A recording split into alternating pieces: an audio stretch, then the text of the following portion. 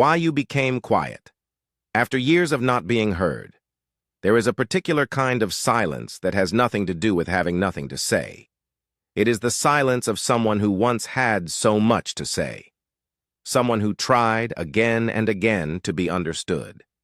And slowly, almost without noticing, stopped trying.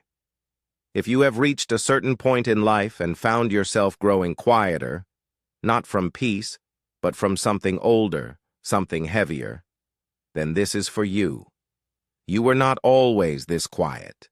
Once, you spoke with hope. Think back. There was a version of you who raised their hand, who offered their opinion at the table, who called someone late at night because something was burning inside that needed to be said. You had thoughts that felt important, feelings that felt real, words that deserved to be received, and somewhere along the way, they weren't. Not once, not twice, but enough times that your heart began to learn a lesson your mind never agreed to.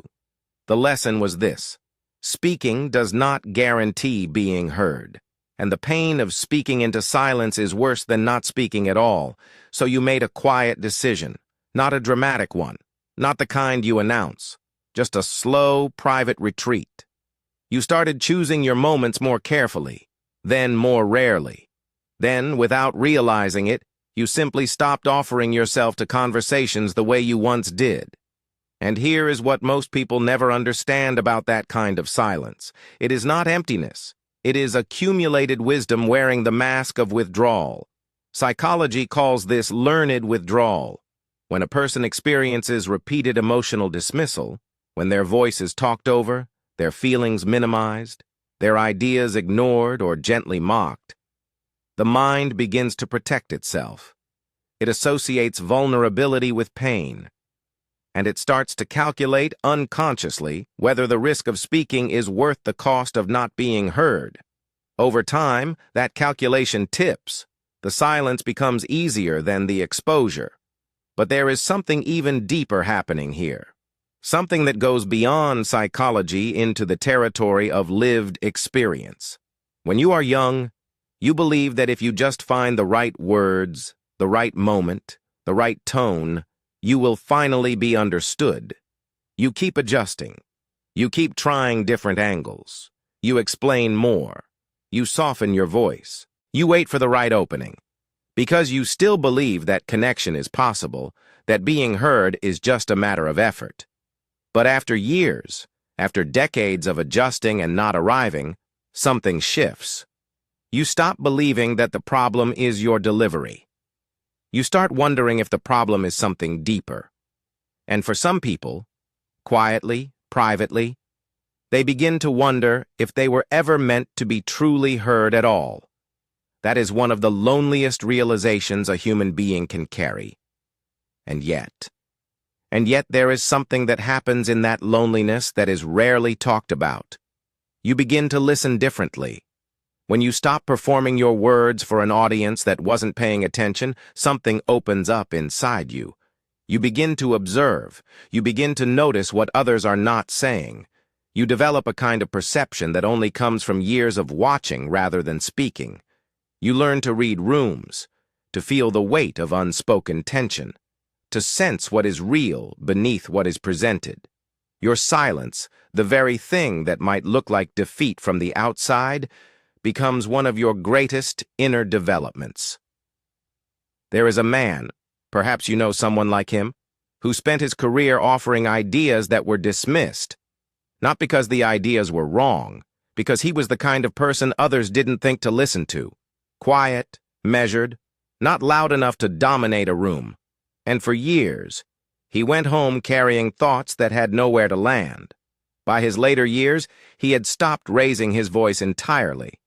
But something remarkable happened. People started coming to him. Not for big speeches or bold opinions.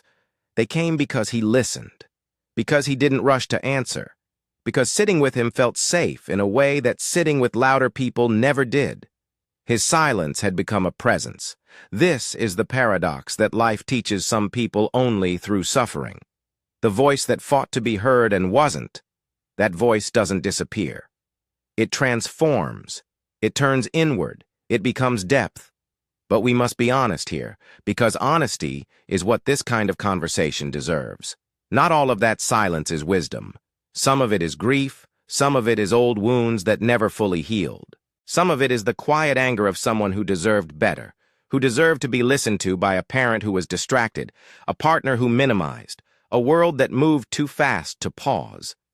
That grief is real, and it deserves to be named. You did not become quiet because you had nothing left to offer.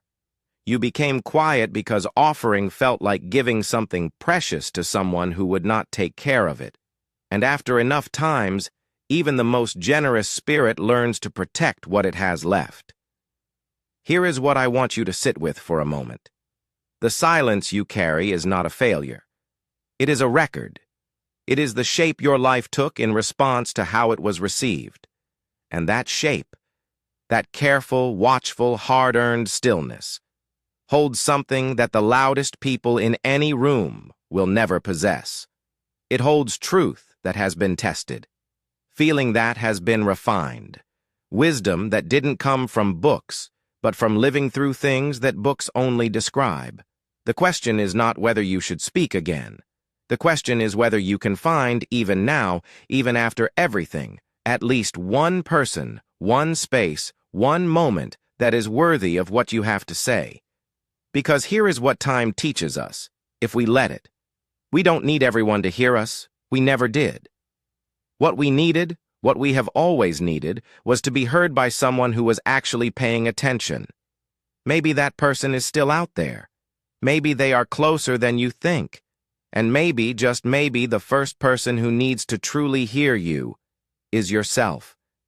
You have lived through more than most people will ever understand. You have carried thoughts that deserved better homes. You have felt things that words could barely hold. That is not nothing. That is a life, and it is not too late for that life to finally be witnessed. Self never left. It was never broken. It was only waiting.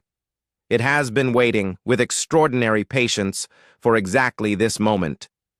And now, finally, quietly, powerfully, you can let it come home.